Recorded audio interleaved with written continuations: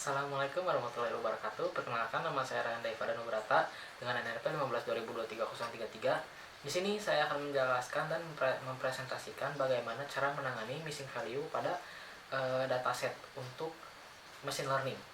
Baik, pertama-tama, di era big data saat ini, keandalan model machine learning sangat bergantung pada kualitas data yang digunakannya, sesuai dengan prinsip garbage in, garbage out. Namun, data di dunia nyatanya jarang sekali dalam kondisi sempurna dan seringkali memiliki anomali berupa missing value atau data yang kosong. Kekosongan ini bisa terjadi karena banyak hal, mulai dari human error, kerusakan sensor, hingga responden survei yang tidak menjawab. Masalahnya, sebagian besar algoritma tidak bisa memproses data yang bolong ini. Jika dibiarkan, missing value akan sangat fatal karena bisa menyebabkan program error, membuat model menjadi bias, dan menjatuhkan akurasi prediksi secara drastis. Oleh karena itu, tahap data pre-processing untuk menangani missing value menjadi sangat krusial. Pada presentasi kali ini, kita akan membahas tuntas bagaimana cara mengatasi masalah tersebut, mulai dari dasar perhitungan manualnya, hingga praktik implementasinya, menggunakan bahasa pemrograman Python, baik pada dataset buatan maupun pada dataset publik. Baik, langsung saja ke metode-metode missing value. Di sini pertama itu ada menghapus baris atau listwise deletion. Nah, menghapus baris ini simpelnya dia akan menghapus, misalkan dari data tabel di sini terlihat bahwa data yang memiliki nilai none atau not a number itu adalah data yang umurnya 25. Maka data ini akan dihapus. Data satu baris ini akan dihapus semua. Otomatis data yang umur hilang, yang berat hilang, dan yang tinggi juga akan hilang. Nah, ini adalah hasil dari listwise deletion. Maka hasilnya data yang umurnya 25 itu akan dihapus. Nah, berikut adalah hasilnya. Ketika data tersebut dihapus menggunakan listwise deletion, maka data yang memiliki none akan dihapus satu baris, yang jadinya itu hasilnya hanya ada dua data saja di sini. Lalu selanjutnya yaitu menghapus kolom atau column deletion. Nah, di sini simpelnya data yang memiliki nilai none itu akan dihapus satu kolom penuh. Misalkan di sini nilai yang memiliki none itu masih di data kedua. Lalu data beratnya itu atau kolom beratnya itu dia none, maka satu kolom none ini akan dihapus, akan dihilangkan permanen. Namun menurut saya metode ini kurang efisien atau kurang relevan, karena jika kita menghapus keseluruhan kolom, maka kita akan kehilangan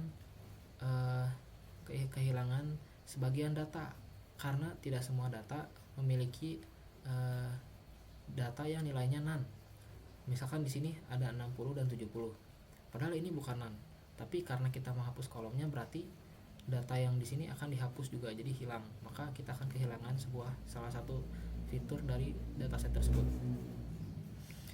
Lalu selanjutnya imputasi sederhana. Yang pertama di sini ada imputasi rata-rata atau mean imputation. Di sini kita menggunakan rumus x missing sama dengan sigma x dibagi n. Nah, di sini adalah metode yang tidak menghapus sama sekali. Jadi kita mengganti none tersebut menjadi nilai tertentu. Pada metode ini kita akan menggunakan metode rata-rata, yang berarti kita akan menghitung semua kolom umur yang bukan none. Berarti di sini perhitungannya itu yaitu x missing sama dengan 20 ditambah 25 ditambah 35, 20 25 35 dibagi 3 dibagi n atau dibagi 3, yang mana hasilnya adalah 26,6667. Nah, maka hasil dari tabel umur atau kolom umur ini adalah berikut. Jadi nilai yang none tersebut akan diganti dengan hasil imputasi rata-rata, yaitu 26,6. Karena umur tidak mungkin memiliki nilai desimal, maka bisa dibulatkan ke atas menjadi 27. Lalu selanjutnya imputasi median. Di median ini kita akan mengambil nilai tengah pada kolom tersebut. Namun pertama-tama kita urutkan dulu nilainya dari yang terkecil hingga terbesar, yang berarti di sini sudah terurut ya, 20, 25, dan 35. Maka di sini nilai tengahnya itu adalah 25. Nah, maka nilai yang nan tadi akan diganti menjadi nilai median tersebut, yaitu 25. Lalu selanjutnya imputasi modus. Modus ini tuh adalah mengganti nilai nan tersebut menjadi nilai mayoritas yang ada di kolom tersebut. Nah, misalkan di sini di tabel atau di kolom warna di sini ada 1 data merah, 2 data biru, dan 1 data nan. Nah, karena di sini mayoritasnya itu adalah data biru, maka nilai nan tersebut akan diganti menggunakan data yang memiliki mayoritas terbanyak, yaitu biru. Nah, maka nan tersebut akan diganti menjadi biru. Lalu selanjutnya constant imputation method. Nah, di sini cukup sederhana karena nilai nan tersebut akan diganti menggunakan nilai yang konstan yang secara acak kita tentukan secara manual. Jadi tanpa menggunakan rumus, tanpa menggunakan perhitungan apapun. Jadi tembak nilai saja. Misalkan di sini nilai yang nan itu adalah berat pada data kedua. Nah, terus kita itu akan menentukan nilai konstannya itu adalah 60. Menentukannya itu secara ngasal gitu, karena ya constant imputation gitu. Berarti 60, maka nilai nan tersebut akan diganti menjadi 60. Situ. Lalu selanjutnya ada forward fill dan backward fill. Nah, di sini data yang memiliki nilai nan akan pertama-tama forward fill. Untuk forward fill, pada data nan-nya itu adalah data pada data kedua, lalu kolom berat. Nah, karena ini adalah metode forward fill, maka kita ambil nilai sebelumnya, yang berarti nilai di atas dari si nilai yang memiliki nan tersebut. Yang berarti karena data sebelum nan itu adalah 60, maka nan tersebut akan diganti menjadi nilai yang sama seperti data sebelumnya, yaitu 60. Lalu selanjutnya untuk backward fill. Nah, di sini adalah kebalikan dari forward fill, yaitu mengganti nilai nan menjadi nilai sesudah nilai nan tersebut, yang berarti nilai sesudah nan adalah 70, maka nilai nan-nya akan diganti menjadi 70 seperti ini. Lalu selanjutnya yaitu ada metode interpolasi. Pada interpolasi yang pertama itu ada interpolasi linear. Nah, untuk melakukan perhitungan tersebut digunakan rumus tersebut, yaitu Y sama dengan Y1 ditambah X minus X1 per X2 min X1 dikali Y2 min Y1. Contohnya adalah pada data tersebut. Nah, dapat dilihat data yang memiliki nilai nan itu adalah data ketiga pada kolom Y. Maka kita tentukan parameter-parameternya, yaitu data yang memiliki nilai nan ini tuh yang X itu yaitu 3. Lalu X1 itu adalah nilai sebelumnya, ya berarti 2. Lalu X2 itu nilai sesudahnya, berarti 4. Lalu X1 lagi yang berarti nilai sebelumnya, yaitu 2. Lalu untuk Y1 berarti nilai sebelumnya yaitu 20. Untuk Y2 itu nilai sesudahnya yaitu 40. Dan maka perhitungannya adalah sebagai berikut. Y sama dengan 20 ditambah 3 dikurangi 2 per 4 dikurangi 2 dikali 40 minus 20, yang hasilnya yaitu 30. Maka setelah perhitungan itu sudah dikalkulasikan dan mendapatkan jawabannya 30, maka nilai nan-nya akan diganti menjadi 30 seperti itu. Lalu selanjutnya yaitu interpolasi KNN atau k nearest neighbor.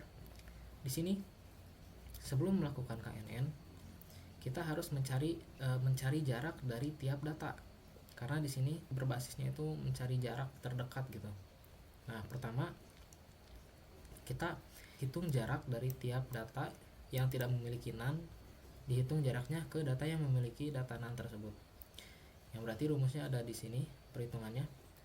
Nah, pertama kita cari dulu jarak nomor 1 ke nomor 3, yang berarti 105 absolut 150 dikurangi 160, yaitu jaraknya 10. Dan nomor 2 itu jaraknya 5, nomor 4 jaraknya 5, dan nomor 5 jaraknya itu 10. Oke, setelah ditentukan jarak dari tiap datanya, kita bisa mencari nilainya. dengan menentukan nilai K-nya terlebih dahulu. Misalkan K-nya 2. Nah, jika nilai K-nya 2, maka akan diambil dua tetangga dengan jarak terdekat. Yang berarti jarak yang terdekat dua data itu adalah nomor 2 dan 4 yang memiliki jaraknya itu sama-sama 5. Nah, lalu kita hitung rata-rata beratnya, yaitu 55 ditambah 65 dibagi 2, yaitu 60. Maka nilai yang diisinya adalah 60. Lalu jika nilai K-nya itu adalah 3, maka kita ambil 3 tetangga terdekat, yaitu 2, 4, dan salah satu jarak yang nilainya 10. Pilih salah satu, misalkan nomor 1. Maka rata-rata beratnya itu adalah 55 ditambah 65 ditambah 50 dibagi 3, yang hasilnya adalah 56,67. Nah, di sini adalah hasil dari interpolasi KNN jika K-nya itu sama dengan 2, maka hasilnya menjadi 60. Lalu di sini saya akan menjelaskan studi kasus pada dataset manual, dataset buatan atau contoh. Di sini saya memiliki kolom ID, umur, tinggi badan, berat badan, dan program latihan. Terdapat tiga nilai NaN.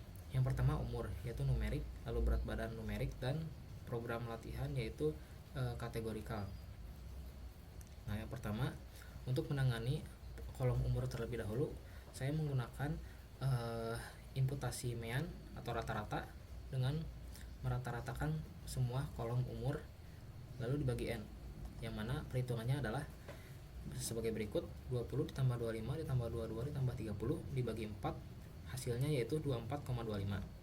Selanjutnya, untuk menangani kolom berat badan, di sini saya menggunakan teknik imputasi nilai tengah atau median, yang berarti saya akan mengurutkan kolom berat badan dari yang terkecil hingga terbesar terlebih dahulu, lalu ambil nilai tengahnya. Maka setelah diurutkan itu yaitu 55, 60, 65, dan 70. Nah, karena urutannya itu genap, maka kita akan mengambil kedua nilai tengahnya dan membagi 2, yang berarti hasilnya itu adalah 60 ditambah 65 dibagi 2, yaitu 62,5. Lalu selanjutnya, untuk menangani kolom program latihan, karena program latihan ini adalah kategorikal, maka di sini saya menggunakan menggunakan teknik imputasi modus atau yang muncul terbanyak atau mayoritas. Nah, karena di kolom program latihan ini tuh memiliki dua kategori yang mayoritas nilai totalnya sama, kardio ada 2 dan beban ada 2, kita bisa memilihnya secara bebas. Misalkan di sini saya memilih untuk nilai NaN tersebut menjadi nilai beban. Nah, maka data setelah dilakukan penanganan missing value adalah sebagai berikut. Untuk data pada kolom umur menjadi 24,25, lalu untuk berat badan menjadi 62,5, lalu untuk program latihan menjadi beban. Lalu ini adalah untuk implementasi kodenya. Nah, pertama-tama tuh kita import dulu kedua library-nya, yaitu Pandas dan NumPy, lalu membuat dataset fiktif atau dataset contohnya. Nah, lalu memasukkannya dan mengubahnya menjadi sebuah data frame menggunakan PD data frame. Lalu yang pertama-tama kita menggunakan mean imputation untuk kolom umur. Di sini buat variabel mean umur, lalu df pilih kolom umur dan gunakan metode .mean dari Pandas. Lalu setelah itu kita akan memfilna atau mengisi nilai NaN pada data tersebut, pada kolom umur tersebut, menjadi mean umur yang sudah dikalkulasikan tersebut. Lalu selanjutnya median berat, yaitu mengisi menggunakan nilai tengah.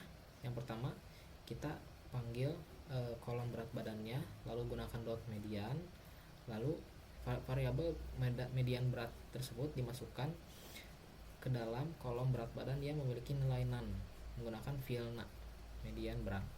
Lalu selanjutnya untuk modus, di sini buatkan dulu variabel mode program, lalu panggil kolom program latihan, lalu gunakan .mode untuk modus, lalu indeks ke 0. Nah, kenapa di sini ada indeks 0? Karena jika menggunakan Pandas, ketika menggunakan modus, maka dia akan mengurutkan dari atau sesuai alfabet. Nah, sebagai contoh di sini untuk untuk program latihan tersebut, karena ada dua yang sama, yaitu beban ada dua dan kardio ada dua, maka jika sudah diurutkan sesuai alfabet, indeks ke 0 itu adalah beban. Maka dari itu nilai NaN-nya akan diubah menjadi beban. Nah, berikut hasil dari kode Python-nya. Lalu selanjutnya yaitu studi kasus untuk dataset publik. Nah, di sini tuh saya menggunakan dataset publik dari Kaggle, yaitu titanic.csp. Nah, dataset ini itu memuat 891 baris data penumpang dengan berbagai atribut fitur berdasarkan inspeksi awal terhadap data mentah. Terdapat kerusakan atau missing value pada 3 fitur utama, yaitu Edge sebanyak 177 data kosong, kabin yaitu sebanyak 687, dan embarked sebanyak 2 data. Nah, pertama-tama kita akan menangani kolom Edge terlebih dahulu. Nah, di sini atribut Edge memiliki 177 missing value dari total 891 baris. Karena rentang usia penumpang sangat bervariasi, mulai dari bayi hingga orang tua, nilai pada kolom ini rentan terhadap data pencilan atau outliers. Oleh karena itu, rata-rata bukanlah metrik yang ideal karena bisa mendistorsi nilai. Teknik yang paling tepat untuk digunakan adalah imputasi nilai tengah atau median. Maka untuk penanganan kolom Edge itu saya menggunakan median imputation. Lalu selanjutnya untuk penanganan kolom cabin.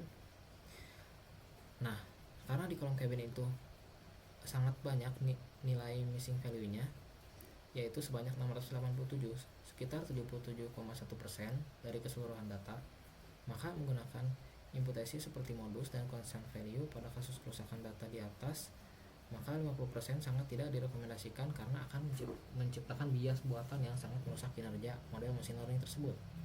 Nah, oleh karena itu, skenario perhitungan yang paling logis adalah menggunakan teknik penghapusan atribut secara menyeluruh, yaitu column deletion, karena dia memiliki nilai yang sangat banyak, memiliki NaN yang sangat banyak. Lalu selanjutnya untuk penanganan kolom embarked.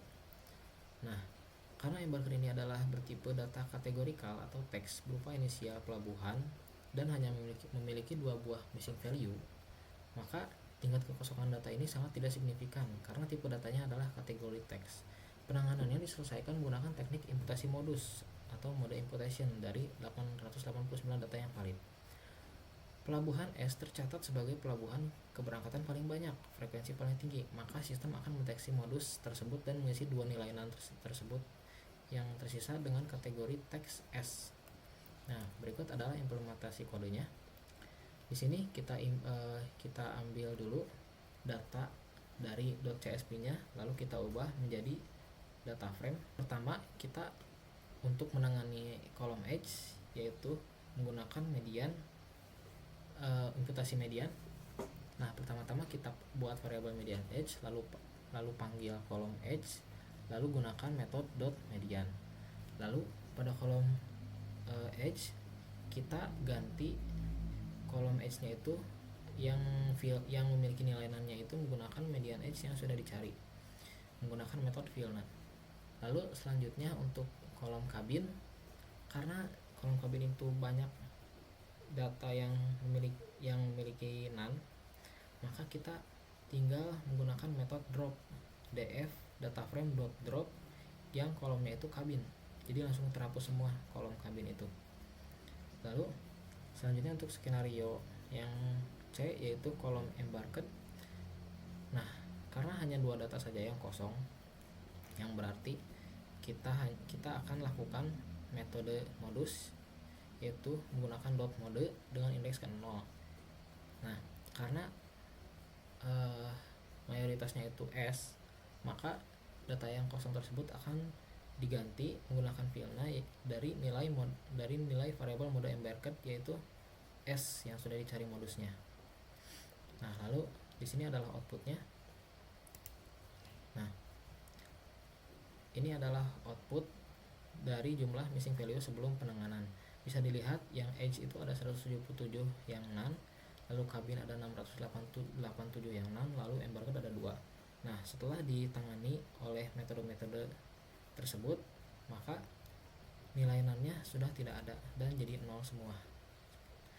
Dari dataset yang sudah dibersihkan ini, maka dataset tersebut dapat digunakan untuk ke proses selanjutnya, yaitu untuk melatih model machine learningnya. Karena data tersebut sudah bersih, maka model machine learning tersebut tidak akan mengalami bias dan tidak akan memiliki akurasi yang jelek. Seperti itu. Oke, mungkin cukup sekian presentasi dari saya. Mohon maaf bila terdapat kesalahan. Wassalamualaikum warahmatullahi wabarakatuh.